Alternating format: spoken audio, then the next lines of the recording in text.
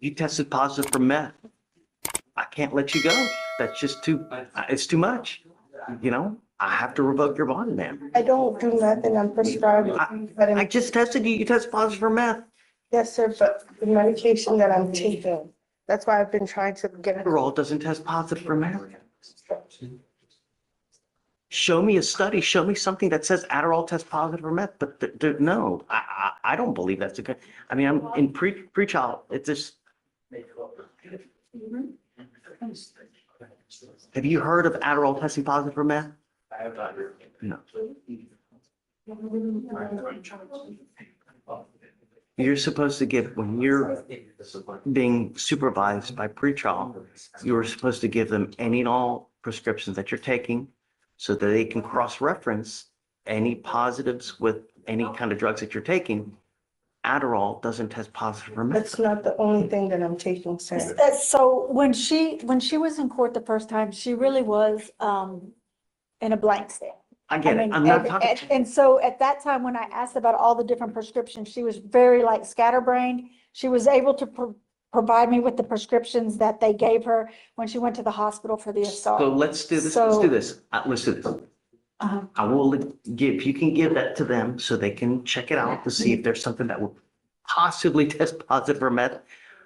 But I just don't think there is. You're not, I've ordered you not to use alcohol, illegal drugs, you're not to use. There may be things that happen in our lives. You're supposed to find a good way to be able to deal with, PTSD. We all have it. We all do. But you have to find a positive way to deal with things. And illegal drugs is not it, especially when you're on bond for a very serious crime. So take a seat from in the jury box. I will have them check it out to see what, if anything would, but. Just for clarity for the court, she's already provided prescriptions that she has when she went to test. I don't know, maybe she has something different. And have you looked at all those prescriptions? I mean, all that's been disclosed is two of the prescriptions. Okay, ma'am, take a seat from in the jury box. Paperwork for acknowledgement of the plea. At the top, it says guilty/no low contender. She was asking me if she could plead no contest. Is there an accident in this case? So you're gonna move on.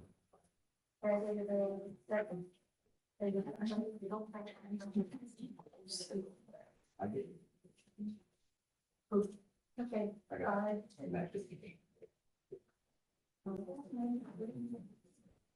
No, actually, Sure.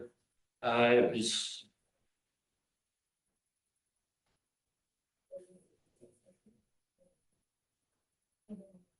I'm sorry, let me double check.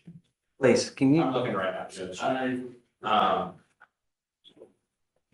Oh, she was slumped over the wheel. It looks like, There's no accident. It was. I'm okay with it. okay, all right, thank you. Your Honor. Can I call her up? All right, great.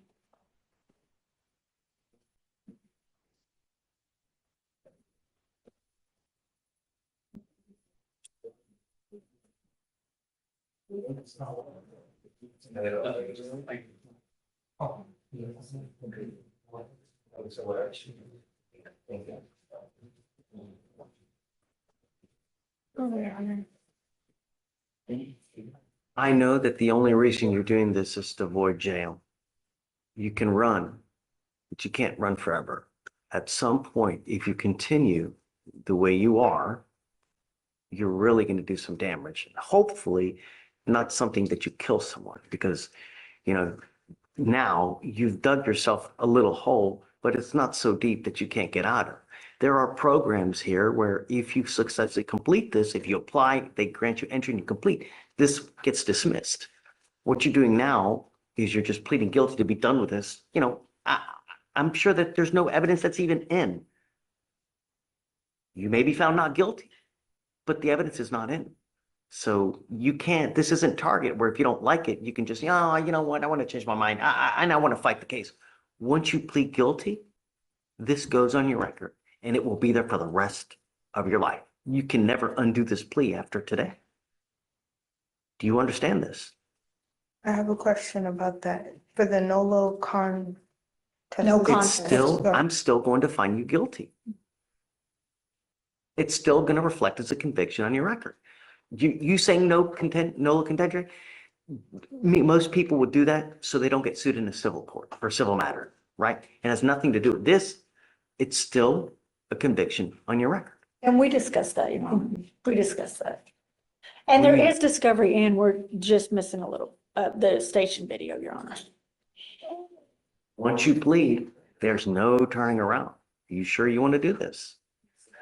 And I went over it extensively with her as well, Your Honor, I trust because you. I had I know. some questions, but When you take a half-ass approach to things in life, you get a half-ass result. This will trail you for the rest of your life. Whenever you want to apply for government loans, when you want to apply for a new house, a car, when you want to get car insurance, what do you think a DWI is going to do?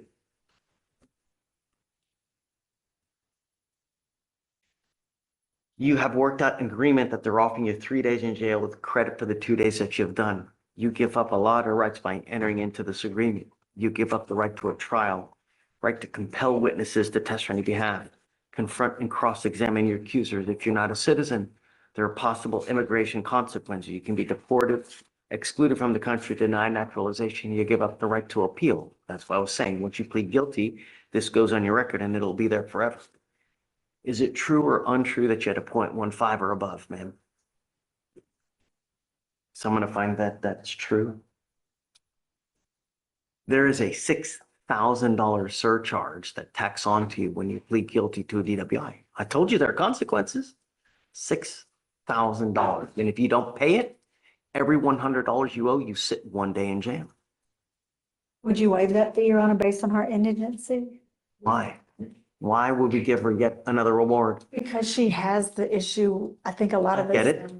But she's testing positive for dope that she shouldn't be. She's pleading guilty now to avoid skirt jail time. Why would another reward? No, Your Honor, Yes, that's exactly what we're doing. not why. I have 2 children and I take care of them. I have left the shelter in Beaumont to come back to Houston so I can help my mother take care of my children. She can't do it by herself. How on earth are you going to be taking care of children when you have this and you're testing positive for that? Why do you even have custody of kids? Don't. You need to understand that the apple doesn't fall far from the tree. In every single case that we see here with people with the issue, the apple doesn't fall far. Kids are just like their parents. They will emulate you in every single way. If you're nice, if you're smart, if you're easygoing, if you're patient, it all stems from, imagine you are the stalk of a tree, right? Your kids are the limbs. They grow straight. They grow beautiful into just grateful looking flowers, or they can be, and this is my concern. You're testing positive for these types of things. You're taking the easy way out instead of addressing the issue head just up front. I'm telling you, if you don't, something catastrophic is going to happen. And God forbid, kids in you with your car,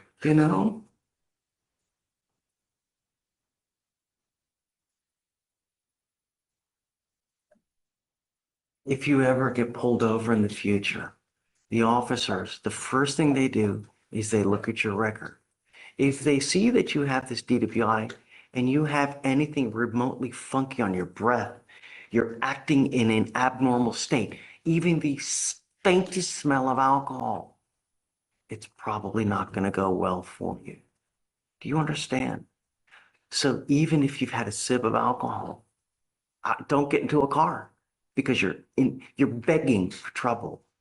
Do you understand? I'm going to waive the fee for you, ma'am. Thank you, Your Honor. Thank you. I'm going to suspend your license for 90 days. Are you sure you want to do this? Yes, Your Honor.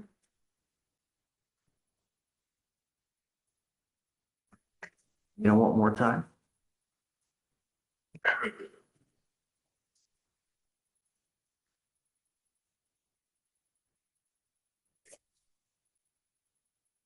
I think that the situation boils down to, I won't put her into custody, but I'll expect you to do like AAs every day. If you did you want to do that? wanna do this, I can give you time. But I'm telling you, I'm gonna test you twice a week, so I know you're not using, and I want you to do NA every single day. Can I talk to her, you know? I want to talk to her. I'm home. I don't, what? What minute? Far be it from me. But she would like to acknowledge though that she did, you know, take a deep dive into the offer and she, you know, appreciates that you're concerned.